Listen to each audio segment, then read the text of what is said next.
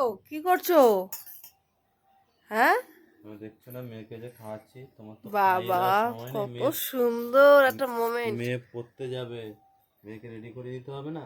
হ্যাঁ তোমার তো সময় নেই, ঘুম থেকে ওঠো 9টার সময়। ও সব করলাম আমি। হ্যাঁ, ঠিক আছে, ম্যাগিটা বানিয়েছি আমি। ম্যাগি তুমি বানিয়েছো? তো কে বানিয়েছে? দিয়া কে ম্যাগিটা কে বানিয়েছে? বানিয়েছে? তোমাকে মুখ ধুয়ে দিয়ে দিচ্ছে কে? আর তাহলে ম্যাগিটা বানিয়ে দিয়েছে কিটা?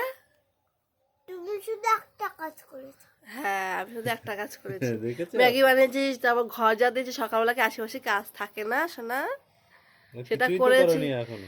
সেটা করেছি। তারপরে তোমার পাপা শুধু তোমার পাপাকে আমি বলেছি যে মনাকে তাড়াতাড়ি উঠিয়ে একটু মুখটা ধুয়ে দাও।